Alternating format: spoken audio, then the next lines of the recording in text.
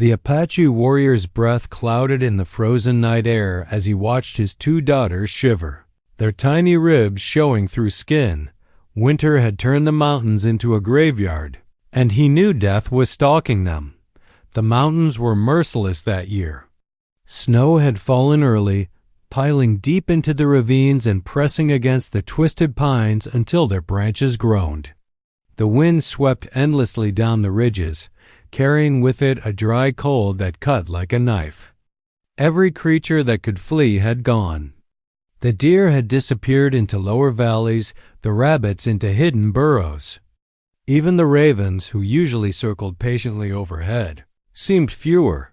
For the Apache warrior, it was a season like no other. His name was Taza, and though he had known lean winters before, he had never seen one so cruel. The land, which had always offered something, roots, seeds, small game, or fish beneath the ice, now offered nothing but silence.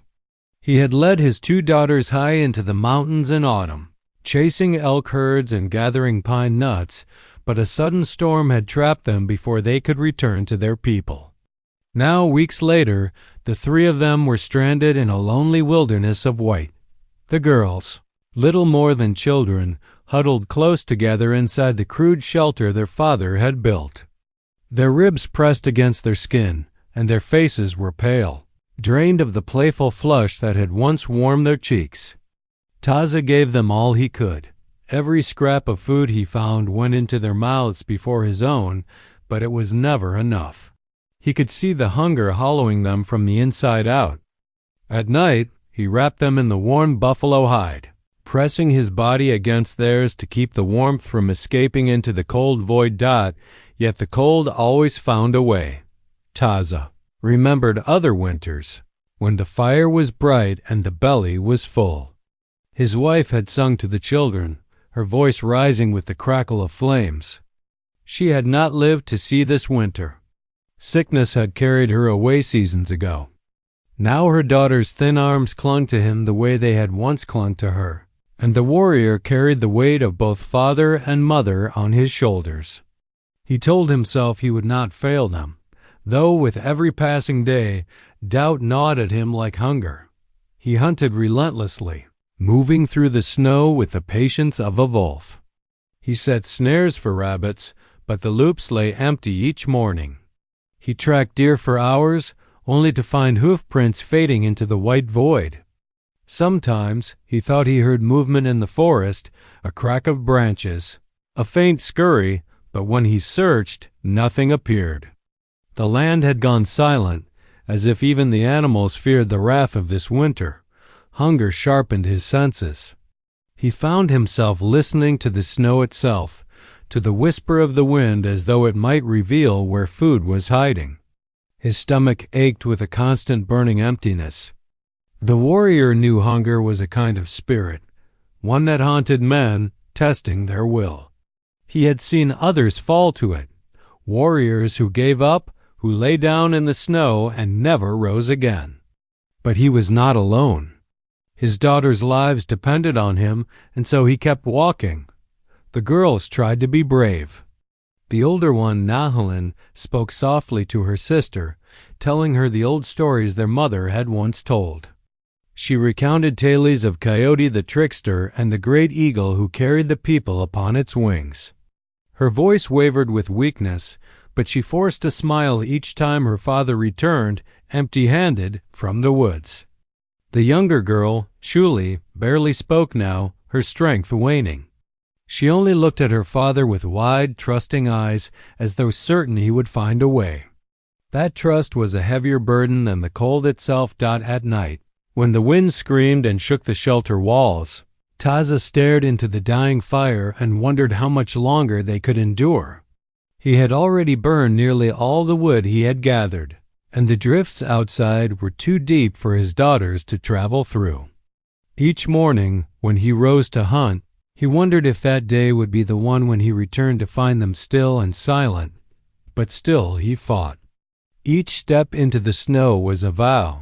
He would not surrender to this winter, not while his daughters still breathed.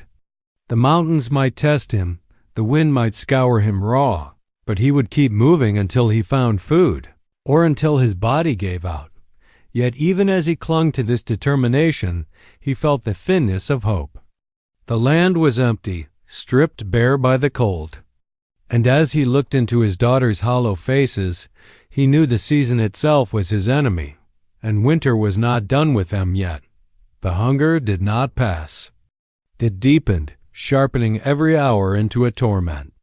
Taza rose before dawn each day, his breath clouding in the brittle air, his muscles stiff from sleeping on frozen earth. His body was weaker than before, lean and worn, but his will forced him onward. He had no choice. His daughters' lives hung on his strength, and so he pushed himself further than flesh should allow. The forest, though familiar, had turned into a stranger's land. The trails he knew were buried under snow, the stream sealed beneath thick ice. He set snares along the hidden paths where rabbits once darted, tying them with strips of sinew he had saved. Each time he returned to find them empty, sagging lifelessly in the snow. Sometimes the snares were snapped, as though something had passed and freed itself, leaving him with only disappointment. He searched for deer tracks, pacing through the drifts until his thighs burned, his moccasins soaked and stiff with ice. Once he found a faint trail, hooves pressed into the crust of snow, and followed it for miles. His heart pounded with desperate hope as he pressed forward, certain he would glimpse the animal soon.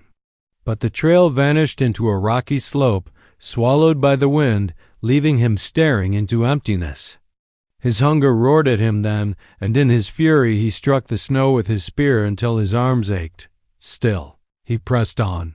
When the hunting failed, he turned to the trees. He scraped bark and dug beneath roots, searching for anything that could be chewed, anything that might keep his daughters alive for one more day. Bitter scraps filled his mouth, and he forced himself to swallow. He carried back what little he found, presenting it to the girls as though it were a feast. They chewed dutifully, their young faces straining to hide the truth. The food gave no strength, only the illusion of sustenance. At night, when the girls fell asleep curled together, Taza sat awake, staring into the embers. His thoughts turned darker. He wondered if the spirits had abandoned him, or if he had led his family too far into the mountains, away from the protection of the people. He wondered if he should risk everything and travel days toward the valleys below, though he knew his daughters could not survive the journey through waist-deep snow. He felt caged, trapped between two deaths, one of starvation here, the other of exhaustion on the trail. Yet the Apache heart within him would not allow surrender. He remembered his father's words, spoken long ago. A warrior who draws breath still has a weapon in his chest. His heart is the last blade he can wield. So Taza wielded that blade. He crafted crude arrows from broken branches, fletched with scraps of hide. With his bow, he wandered farther each day, beyond the ridges he had first scouted. The cold gnawed at him, and each step further meant more danger of being too weak to return. But desperation made him bold. He scanned every tree, every shadow, every drift of snow. Once, he loosed an arrow at a dark blur he thought was a hare, only to miss and watch the creature vanish into the forest like smoke. The failure tore at him, not only the wasted arrow but the wasted chance to see his daughters smile again with food in their bellies. Back at the shelter, the girls asked him little. They no longer had the strength to beg for stories or chatter about their mother's old songs. They simply leaned against him, hollow-eyed, waiting for whatever he would bring. Nahalin, the elder, tried to smile at him each night as if to remind him that she still believed. Chuli, the younger, drifted in and out of restless sleep, murmuring words too faint to catch. Taza's chest ached when he looked at them. Each morning before he left, he laid a hand on their hair and whispered prayers to the mountain spirits, to the wind, to his ancestors. His words were always the same: "Give me strength. Let me find food. Do not let them die before me." But the mountain remained silent. The desperation carved at him deeper than hunger. He began to imagine things in the snow, shapes that seemed like animals until they vanished, voices in the wind that spoke his name. The line between waking and dreaming blurred as weakness set in. Still he hunted. Still he searched, for though the land was merciless, and though each day brought him closer to collapse, Taza refused to kneel. He would keep moving until his body betrayed him completely. His daughters' lives demanded nothing less, and so, in that endless white wilderness, he walked into the storm again, heart beating against the silence, carrying only hope and desperation like the last weapons a man could bear. The girls did not understand hunger the way their father did. To them, it was not yet the specter of death, only a sharp ache in their bellies, a weariness in their limbs, and a constant yearning for something they could not name. What they understood better was trust. Trust in their father's strength, trust in the stories their mother once whispered, and trust in the unseen spirits of the world, who, they believed, still watched over them. Nahalin, the elder at 10 years, tried to keep that faith alive for both herself and her little sister. She was thin as a reed now, her face hollowed, but her eyes still carried a glimmer of determination. At night, when the wind howled and the fire flickered low, she leaned close to Chuli and whispered stories. The words came slowly, sometimes stumbling, but she clung to them the way one clings to fire in a storm. "Do you remember what Mother told us?" she murmured, her voice soft but steady, "about the eagle who carried our people? When the earth was new and the mountains were high, the great eagle took us upon his wings, and he told us we were never to be alone." Chuli, younger by 3 years, blinked her tired eyes and tried to smile. "Then he will come again, Nahalin?" "Yes," Nahalin answered, though she had no proof, though doubt gnawed at her as sharply as hunger. "He will come, or something else will. Father says the spirits walk even in storms. We only have to be strong." The younger girl pressed close against her sister, comforted not so much by the words as by the rhythm of her sister's voice. Children had a way of holding on to hope even when the world tried to strip it away. To Chuli, the world was still a place of wonder, even in its cruelty. She sometimes stared at the icicles hanging from the roof of their shelter and whispered that they looked like crystal spears, gifts from the mountain spirits. Taza, listening in silence from where he crouched near the fire, felt a sharp pain in his chest each time he overheard these words. He knew the spirits were silent, the mountains indifferent, and yet he let his daughters believe. He could not bring himself to crush their innocence with the truth. Perhaps their belief was stronger than his doubts. Perhaps their stories gave them the will to endure where food could not. Sometimes, Nahalin asked him to tell them the old tales, the ones their mother used to share. Taza's voice was rough, worn from exhaustion, but he obeyed. He spoke of the coyote, the trickster who stole fire from the gods, and of the sun, who once hid from the people until a brave warrior climbed the sky to bring it back. His daughter's eyes glowed faintly as he spoke, not from strength but from memory, memory of warmth, of laughter, of the life before the storm. But even as they clung to stories, their innocence revealed itself in smaller, more fragile ways. One evening, Nahalin asked if they could save a scrap of food for the snowbirds, tiny sparrows that sometimes darted near the shelter. Taza's throat tightened at the request.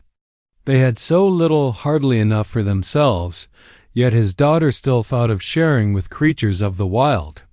He almost scolded her, but instead, he only nodded, placing a crumb outside the shelter wall. Perhaps it was foolish, but he could not rob them of kindness when the world already took so much.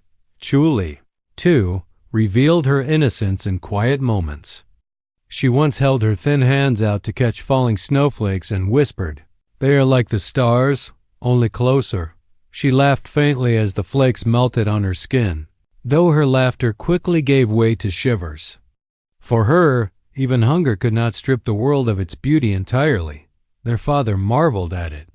He had seen warriors lose themselves in the face of hardship, surrendering to despair when the stomach grew empty. Yet here were his daughters, two fragile children, who still believed in stories, still found wonder in the snow. Their innocence was not weakness. It was a shield, fragile but real. At night, when they drifted into uneasy sleep, Taza sat awake, staring at them. Their breaths came shallow and weak, but they breathed still. And as he watched, he realized something. It was not his strength alone that kept them alive. It was their innocence, their faith, their refusal to let despair devour them. They gave him reason to rise each morning, reason to keep walking into the storm. Yet even innocence could not fill empty bellies. Taza knew the time was running short.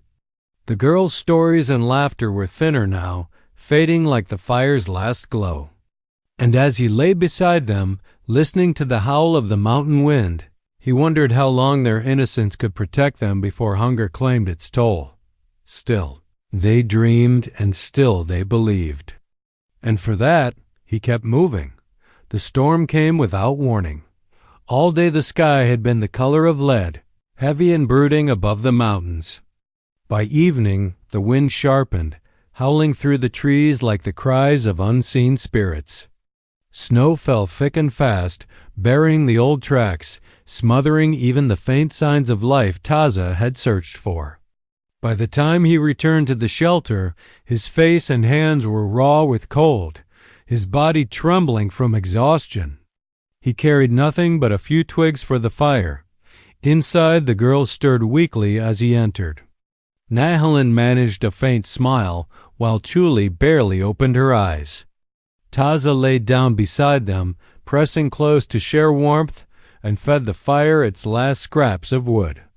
The flames flickered once, then shrank to glowing embers. The shelter dimmed. The night pressed in. It was then, in that hollow darkness, that the sound came. At first, Taza thought it was only the storm, the moan of wind, the shift of snow.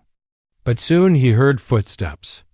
Not the cautious tread of an animal, but the slow, deliberate crunch of feet pressing through drifts.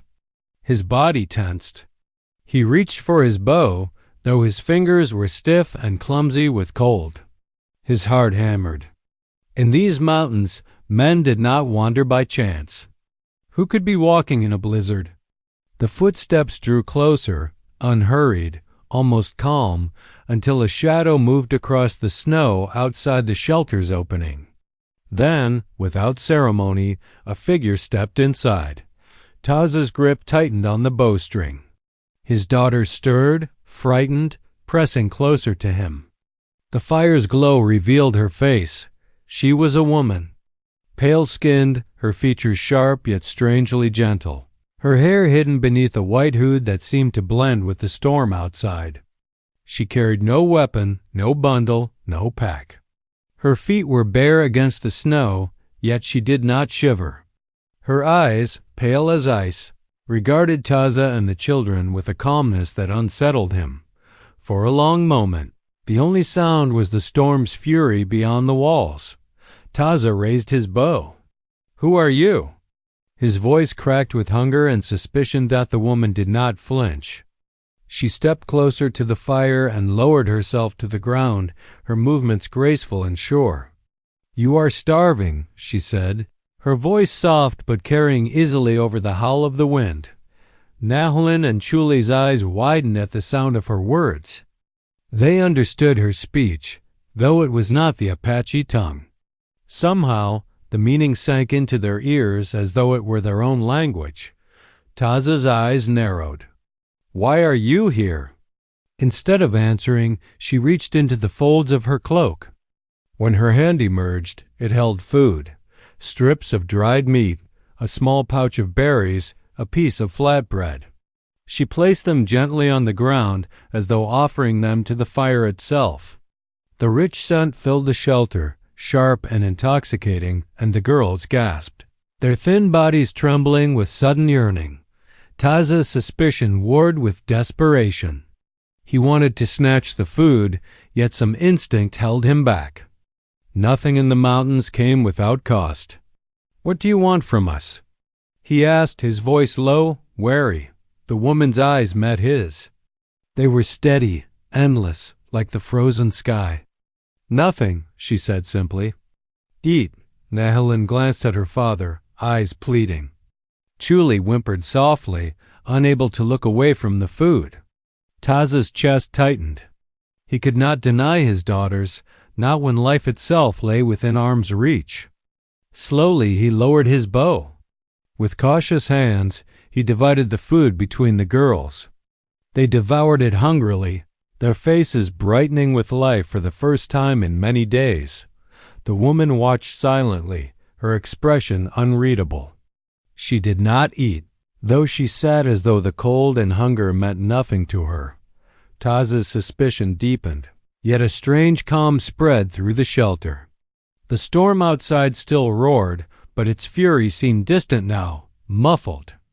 The girls' laughter, thin, broken, but real, rose within the firelight, filling the space with warmth no storm could touch.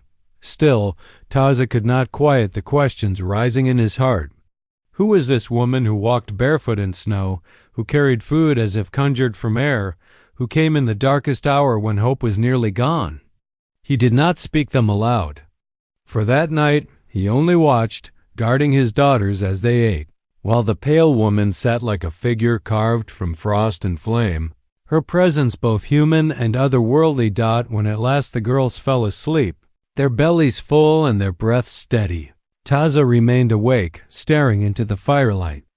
The woman's eyes glowed faintly in the shadows, reflecting the flames. And for the first time in weeks, the Apache warrior felt something stir within him besides hunger and despair. It was not trust. Not yet. It was wonder. Morning came muted, a pale light seeping through the shelter's opening. The storm had passed, leaving the world wrapped in silence so deep it seemed unbroken since the beginning of time. Snow lay thick over the trees and rocks, glittering faintly under the weak sun. Taza woke with a start. For a moment, he thought the night's visitor had been a dream, a fever-born vision of a starving man. But when he turned, he saw her seated calmly near the fire pit, her pale hands folded in her lap. The food she had brought was gone, consumed by the girls, who now slept with the slack-mouthed peace of the truly weary. Their cheeks carried a faint color again, their breaths deeper, less fragile. Relief coursed through Taza, but suspicion lingered sharp in his chest. He studied the woman closely. She did not move like others he had known. There was no sign of fatigue in her face, no tremble of cold in her bare feet. She seemed untouched by the hunger and frost that had hollowed them. "Why are you here?" he asked again, his voice rough with mistrust. The woman turned her gaze on him. Her eyes were pale, almost translucent, yet they held a depth that unsettled him. "To keep them alive," she answered softly, nodding toward the sleeping girls. Taza frowned. "How? With scraps of food? When the mountain itself is empty?" Instead of answering directly, she rose. Her movement was fluid, soundless, as though the snow itself parted for her. She beckoned him. "Come." Taza hesitated. Leaving the shelter meant leaving the girls alone. But the woman's tone carried a weight, a certainty that pressed against his doubts. He glanced at Nahilin and Chuli, their small bodies curled together, breathing easier than they had in weeks. He pulled the buffalo hide more tightly around them and followed the pale figure into the snow. The world outside was blinding, every surface glittering under the sun's weak rays. The woman walked ahead without effort, her bare feet leaving no impression in the drifts. Taza stumbled after her, his legs heavy, his hunger gnawing with each step. They moved deeper into the forest, away from the trails he had scouted so many times before. Finally, she stopped at a narrow ravine. The snow here was thinner, the ground shielded by rock and trees. She knelt and brushed the snow aside with her hands, revealing a patch of frozen earth. From within her cloak she produced a small bundle, roots, nuts, and dried herbs. She placed them carefully on the ground and looked up at him. "There is food yet, if you know where to look." Taza stared, breath caught in his throat. He had searched these woods for weeks and found nothing. Yet here, before his eyes, lay enough to feed his daughters another day. He dropped to his knees, touching the roots with trembling fingers. They were real, solid, sustenance. "How did you find this?" he whispered. The woman did not answer. She only rose again and pointed farther along the ravine. Taza followed, and soon he saw what he had thought impossible: faint tracks of deer pressed fresh into the snow. His heart surged. He tightened his grip on his bow. The woman's voice stopped him. "Not today. Your strength will fail you." Frustration burned in him, but her words rang true. His legs shook, his arms ached, his vision blurred from hunger. A chase now would kill him before it brought food. Still, the tracks proved life remained in the mountains. Game was here, hidden, waiting. Hope flickered anew. They returned to the shelter, carrying what she had given. When the girls woke, their eyes widened at the sight of the food. They ate eagerly, smiling through tears. For the first time in many days, laughter returned to the small space, fragile but bright. Julie clapped her hands softly, declaring, "The mountain has given back to us." Taza watched silently, torn between gratitude and fear. He owed their survival to the stranger, yet he did not understand her. She came from nowhere, walked as though snow were air, and offered life with no price. Was she a woman of flesh, or a spirit cloaked in human form? That night, as the girls curled against him with bellies no longer gnawing in pain, Taza looked across the fire at the pale woman.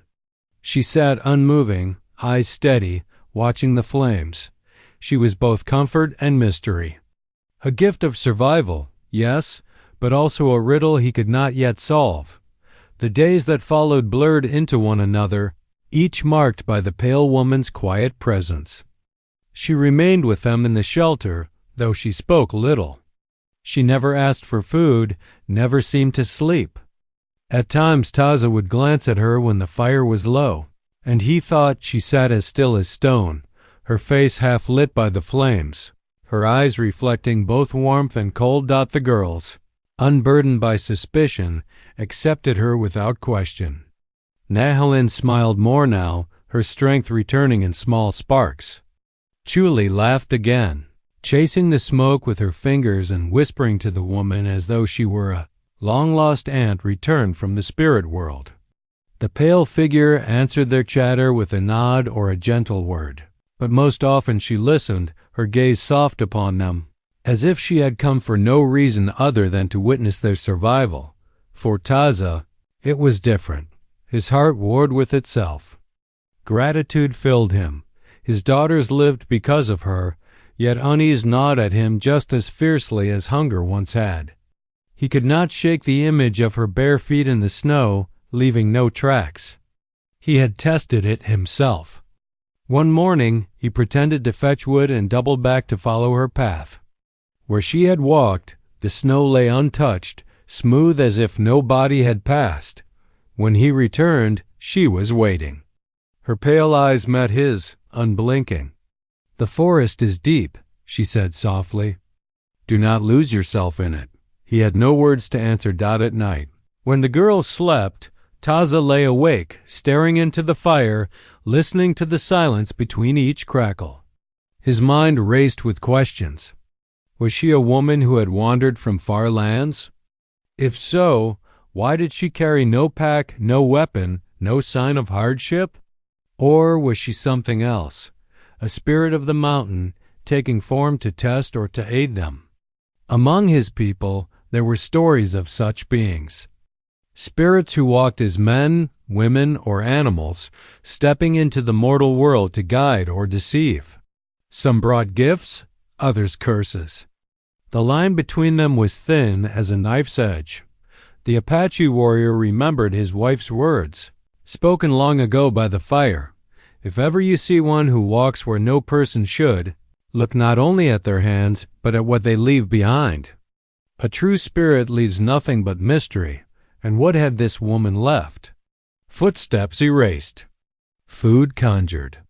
Life restored. One evening, he finally spoke his fear aloud. The fire burned low, casting long shadows on the walls. The girls had drifted to sleep, curled in the buffalo hide. Taza's voice was low, rough. "What are you?" The woman tilted her head slightly, as if she had expected the question long ago. Her pale gaze held him, unblinking. "I am what is needed," she said. Her answer stoked both fury and awe in him. "That is no truth," he hissed. "Spirits test men with riddles. If you are of flesh, say so. If you are spirit, name your purpose. Do not hide." But the woman did not flinch. "Would your daughters live if I had not come?" The question pierced him like a blade. He looked at the sleeping girls, their faces soft, their breathing even, and felt his anger collapse under the weight of truth. No, they would not have lived. Already, they would have been buried beneath snow. The woman's eyes softened. "Then do not ask what I am. Ask what has been given." Taza fell silent. The fire popped and the shadows leapt. He realized then that his suspicion could not undo what she had done. Whether she was flesh or spirit, real or dream, mattered less than the laughter that had returned to his daughters' mouths, less than the warmth of their bodies pressed against his at night. Yet still the questions clung to him, heavy as stones. He was a warrior, bound to truth, to knowing the world with clear eyes. How could he trust what he could not understand? In the days that followed, he watched her closely. He marked her every movement, every word. But the mystery only deepened. She ate nothing, drank nothing. She walked out into the snow and returned with food he had never seen. Once, he saw her place her hand on Chuli's forehead when the child shivered with fever. The trembling ceased instantly, as though the sickness had bowed and departed. The girls whispered about her when they thought their father could not hear. They called her the White Woman of the Snow, as though she were a story come to life. And perhaps she was. For Taza, the whispers in his heart grew louder. Flesh or spirit? Woman or dream? He could not yet decide. All he knew was this. Whatever she was, she had bound herself to his daughters' lives, and through them, to his own. The days passed in a fragile rhythm, measured by small meals, quiet laughter, and the pale woman's steady presence. For the first time in many weeks, Taza allowed himself to believe his daughters might see the spring. Nahalin's cheeks carried faint color again, and Chuli sang to herself while stacking twigs for the fire. The sound was thin, like a bird's call in winter, but it was life. Still, unease never left Taza's heart. Each time he looked at the white woman, silent, watchful, always near, he felt the same contradiction, gratitude and suspicion, awe and dread. She had given them food, strength, hope. Yet she never ate, never slept, never left footprints. She simply was, as though she belonged more to the storm than to flesh. On the 7th morning after her arrival, Taza awoke to silence. The fire had burned low, casting only faint light across the shelter. The girls still slept beside him, their breath soft and steady. For a moment, he thought the pale woman sat across from him as usual, her still form half-shadowed. But when he rubbed his eyes, the space was empty. His chest tightened. He rose quickly, careful not to wake the girls, and stepped outside into the snow. The world beyond the shelter was hushed, blanketed in white. The storm had passed days ago, leaving the mountains gleaming in the clear morning light. Taza scanned the drifts for tracks. There were none. Not from deer, not from rabbit, not from her. The snow stretched unbroken in every direction. His heart pounded. He called out, his voice raw, "Woman!" Where are you?" Only the silence of the pines answered. Taza moved through the clearing, each step sinking deep. He searched the trees, the ravine, the stream, but found no sign. No broken branches, no disturbed snow. It was as though she had been swallowed by the mountain, as suddenly as she had come. When he returned to the shelter, he found something waiting. On the ground near the fire lay a bundle wrapped in white cloth. He crouched, his hands trembling, and unwrapped it. Inside were strips of dried meat, a pouch of herbs, and flint for fire. Enough to last for many days. The warrior's breath caught. He touched the bundle as if it might vanish beneath his fingers. Nahilin stirred, rubbing her eyes. "Father? Where is she?" Taza hesitated, his throat thick. "Gone," the girl's brow furrowed. "Gone where?" He looked into her questioning eyes, then to Chuli, who now sat up, blinking sleepily. He could not tell them she had vanished like mist. He could not burden their young hearts with the fear that gnawed at his. "She has left us gifts," he said instead, showing them the bundle. "Enough to carry us until spring." That is her way. Chuli's face lit with wonder.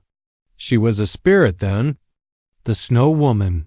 Mother used to tell of her. Nahilin nodded slowly, her gaze lingering on the bundle. "She saved us." Taza said nothing. He only pulled the girls close, feeling the warmth of their thin bodies against him. Gratitude swelled in his chest, mingled with a sorrow he could not name. He had wanted to thank her, to ask her questions, to demand the truth of what she was. Now she was gone, leaving only mystery and life. That night, after the girls had eaten and slept, Taza sat by the fire alone. He unwrapped the bundle again, staring at the food. His hands trembled, not from hunger this time, but from the weight of the unknown. Had she been a woman of flesh, wandering far from her people? If so, where had she come from, and why did she vanish without a word? Or had she been a spirit of the mountain, sent to test him, to remind him of the strength hidden in desperation? The firelight flickered, painting her face in his memory, pale, still, unearthly. He thought of her words, "I am what is needed." Perhaps that was the only answer he would ever receive. Taza lifted his eyes to the smoke curling through the shelter's roof and whispered, a prayer to his ancestors, to the mountains, to the nameless woman who had saved his children. Outside, the night stretched wide and silent, holding its secrets close. The white woman of the snow had vanished, leaving behind no footprints, no farewell, only the fragile gift of survival. Spring came slowly to the mountains. At first it revealed itself in whispers, a trickle of water beneath the ice, the distant cry of returning birds, the faintest buds pushing against the bark of frozen trees. The snows retreated grudgingly, but each day the sun lingered longer in the sky, and each day the girls grew stronger. Taza and his daughters survived those final weeks with the bundle the woman had left. Each meal they ate felt like both a miracle and a reminder.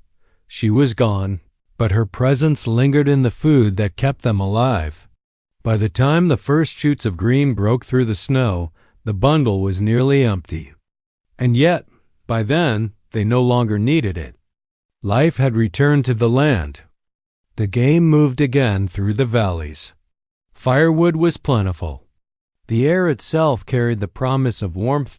When at last Taza led Nahilin and Chuli down from the high ridges to rejoin their people, the story had already taken root in his daughters' hearts. They spoke of the white woman of the snow as though she were kin. Chuli often described her eyes, like the sky before sunrise, while Nahilin told anyone who would listen how the woman had saved them with food when the mountains offered nothing. Their voices, eager and bright, carried the tale into the campfires of the Apache. At first, Taza listened in silence. He was not a man to speak of wonders lightly. Yet as the moons passed, he realized the story was no longer only theirs, it belonged to the people. It was becoming legend. Among the elders, whispers grew. Some said she was a spirit of the mountains, a guardian who appeared only when children were near death. Others believed she was the ghost of a woman long ago lost in the snows, doomed to wander forever, offering aid where she could. A few suggested she had been flesh and blood, perhaps a woman from another tribe, a wanderer with knowledge of the land. But no one could explain her bare feet, her vanishing without trace. The food she conjured from the empty forest. Taza kept his thoughts close, but he could not deny what his daughters had lived. He remembered her calm voice, her steady eyes, her words that had pierced his doubts. I am what is needed. Whether spirit or woman, she had been true to that promise. As the years passed, the tale deepened. Nahalin grew into a strong young woman, her memory of that winter shaping her into one who comforted others in times of trial. Chuli, with her playful laughter, often reminded children by the fire of how the snow woman had touched her brow and chased away fever. Both carried the memory as a treasure, a part of their lives too sharp and strange ever to be forgotten. Taza aged, his hair streaked with gray, his body marked by the years of wandering and battle. Yet whenever the cold winds returned and snow covered the ground, he would sit by the fire and watch the sparks rise, remembering. He no longer tried to explain the mystery. He no longer asked whether she had been flesh or spirit. It was enough to know that in the darkest winter, when death had stood at the door, something greater had answered, and so he taught his daughters what mattered most. Do not question the form in which mercy comes. The mountain is harsh, but it is not without compassion. When you are at the edge of despair, remember, life can appear in the shape you least expect. That is the gift of the White Woman of the Snow. The story lived on long after Taza was gone. Around campfires in winters yet to come, children listened wide-eyed as the elders spoke of the Apache warrior and his daughters who faced hunger in the mountains. They listened to how a pale woman, barefoot and unyielding, had stepped out of the storm and brought them life. And in those telling, the line between flesh and spirit blurred until it no longer mattered. For legend is not bound by proof, but by meaning. And so the White Woman of the Snow became part of the people's memory, not as a ghost, not as a woman, but as a promise, that even in the cruelest winter, when hope itself seemed buried, there would always be a chance for mercy to appear, walking silent across the drifts, leaving no footprints behind.